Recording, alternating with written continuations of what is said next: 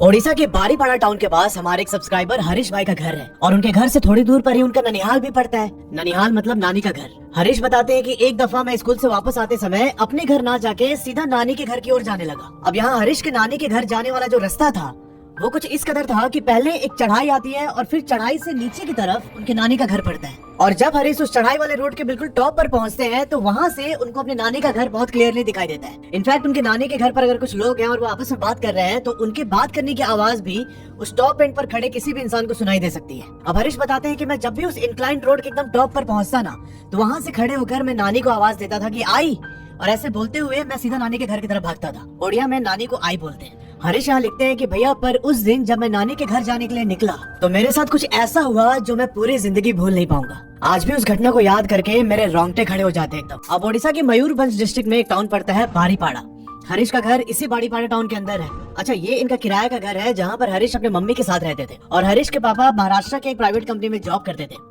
2-3 महीने में एक बार कभी घर आना जाना होता था उनका। और जहाँ हरीश का घर है ना वहाँ से 500 मीटर की दूरी पे इनका स्कूल पड़ता है और उस घर के कोई 400 मीटर पहले इनकी नानी जी का घर पड़ता है। तो एक बार थोड़ा लेआउट समझना कि पहले आता है नानी जी का घर, फिर हरीश का घर और फिर उनका स्कूल। अब ये जो घटना है ये 2011 की है। हरीश उस समय 7 साल के थे और अक्सर इनकी माता जी हरीश को स्कूल छोड़ने जाती थी। कभी कभार अगर वो बिजी हो गई तो हरीश अकेले भी चले जाया करते और जो इनकी नानी थी उनका हरीश के घर पर आना जाना लगा रहता था। अब अक्सर होता तो यही था कि हरीश स्कूल खत्म होने के बाद सीधा अपने घर पहुंचते थे।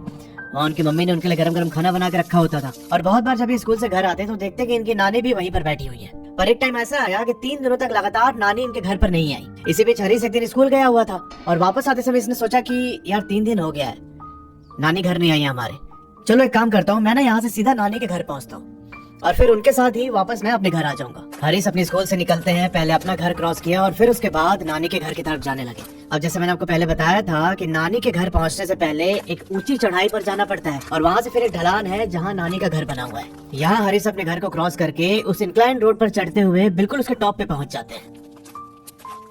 अब वहाँ खड़े होकर एक बार इन्होंने चिल्लाया कि आई, मतलब ये अपनी नानी को आवाज दे रहे थे और आवाज देने के बाद ये दौड़ के नानी के घर की तरफ जाने ही वाले थे कि इनको कुछ दिखाई देता है।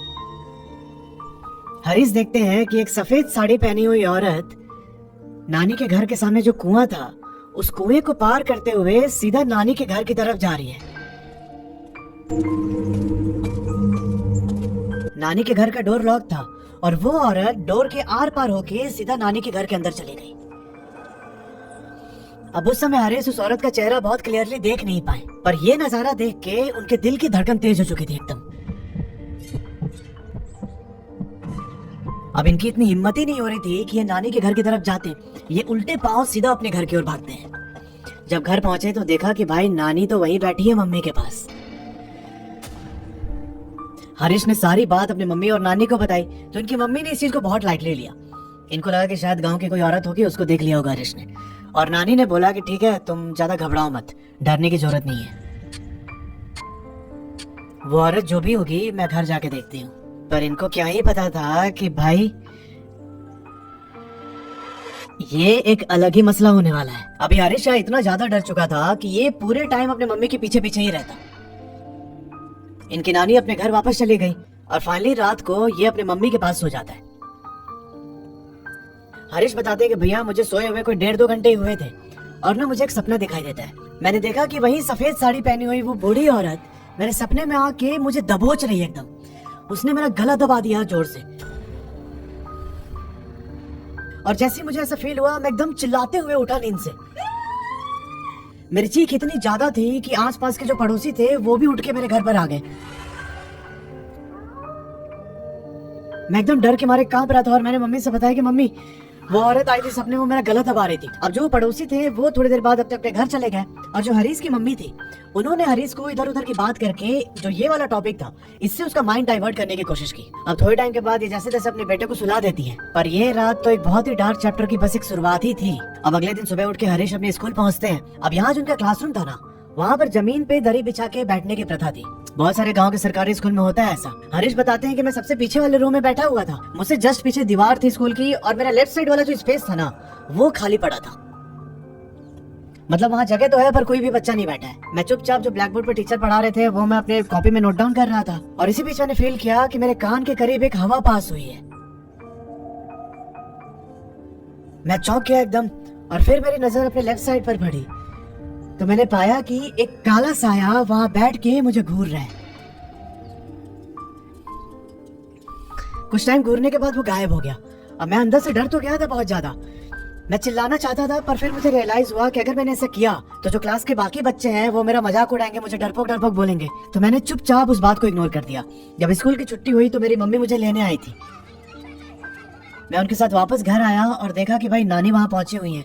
सब कुछ नॉर्मल था, हम सबने बैठ के खाना खाया। मैंने नानी से थोड़ी बहुत बात की और फिर शाम ढलने के बाद नानी अपने घर वापस चली गई। अब रात को डिनर करने के बाद हरीश फिर से जाके अपनी मम्मी के पास सोता है। अब एक चीज समझना कि जो इनका बेड है उसके एक साइड वॉल लगता है दीवार, तो दीवार वाले साइड मम्मी सो रही थी और जो इधर ओपन वाला साइड था इधर हरीश लेटा हुआ था। ये बताते हैं कि रात के करीब 2 बजे मेरी आंख खुलती है। मैंने देखा कि मैं और मम्मी दोनों एक ही साइड फेस करके सोए हुए। मतलब हरीश की मम्मी का फेस उस दीवार की तरफ था और हरीश अपनी मम्मी के बैक साइड की तरफ देख रहे हैं। अब कुछ देर अपनी मम्मी को देखने के बाद हरीश ने करवट चेंज की और उसने अपना फेस दूसरी ओर घुमा लिया।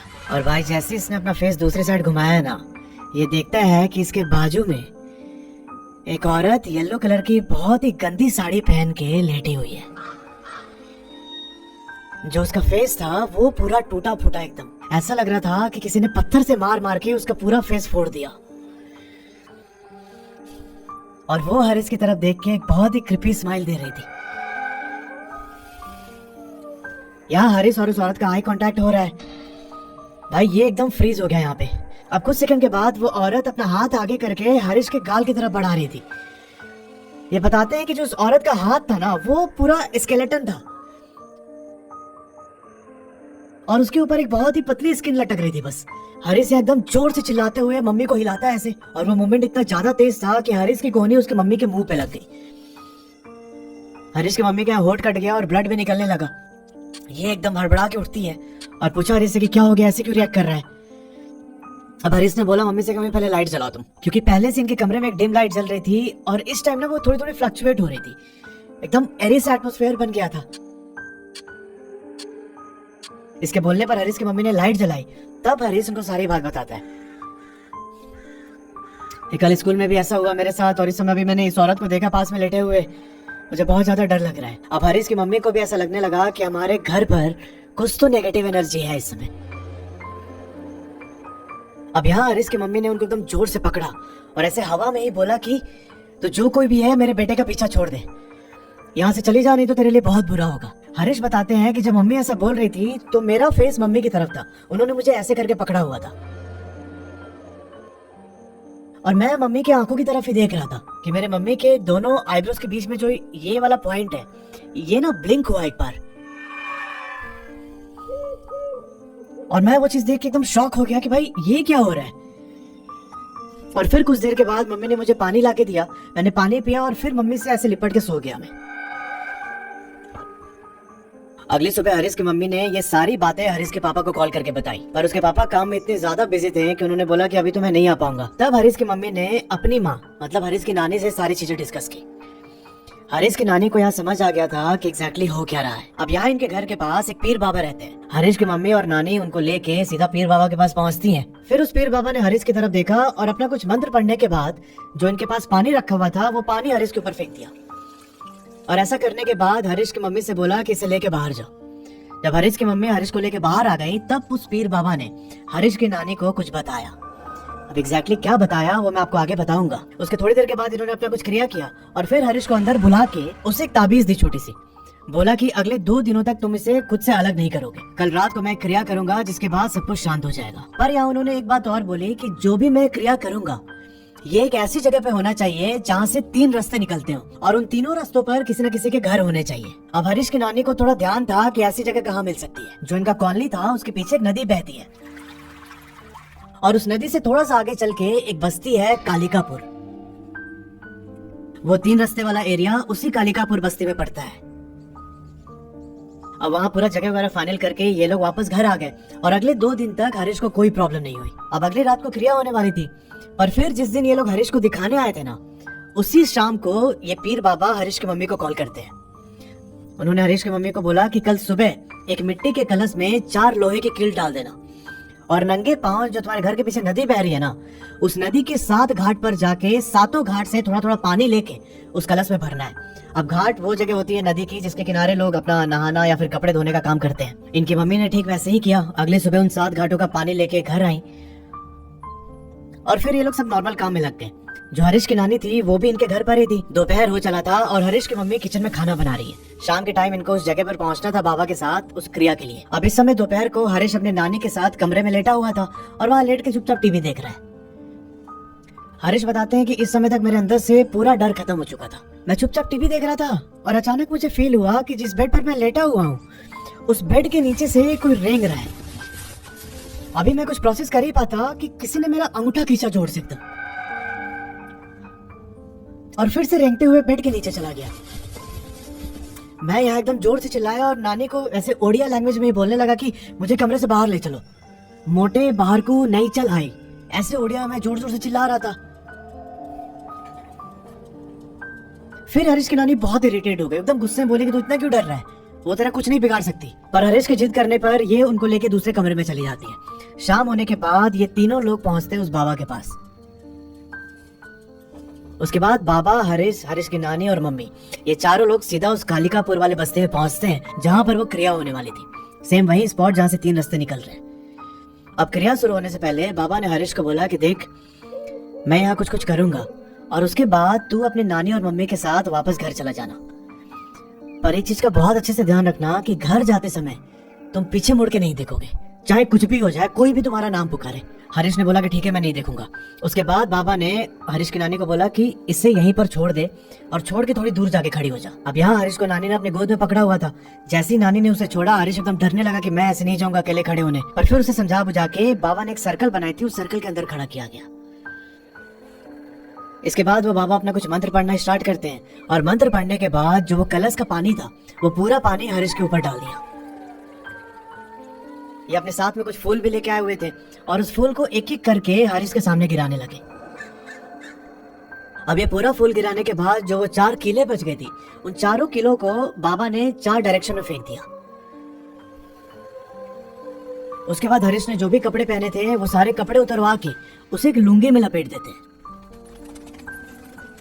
और फिर नानी को बोला कि इसे लेके जल्दी से निकलो यहाँ से, मैं अभी यहाँ कुछ देर और रुकूंगा। नानी हरीश को उठा के उसका सर एकदम जोर से पकड़ लेती है ताकि पीछे मुड़ के ना देखे और फिर हरीश की मम्मी, नानी और हरीश ये तीनों वहां से एकदम तेजी से निकलने लगते हैं। और यहाँ हरीश बताते हैं कि पता नहीं मुझे क्या हुआ, मैं ना पीछे मुड़ के देखने लगा कि वो बाबा क्या कर रहे हैं और मैंने देखा कि वो बाबा जो कलश में पानी लेके आई थी मम्मी, उस कलश को गोल गोल घुमा रहे थे उस सर्कल की तरफ।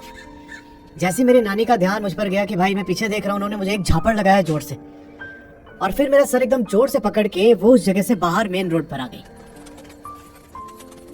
हम लोग वहां पर खड़े होकर बाबा का वेट कर रहे थे।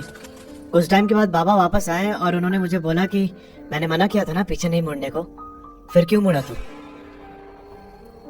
अब हरीश एकदम शॉक हो गया जान के, क्योंकि जब ये बाबा की तरफ देख रहा था ना लौटते समय, तो इसने पाया कि भाई बाबा का बैक इसकी ओर है। बाबा ने तो उधर मुंह किया हुआ था।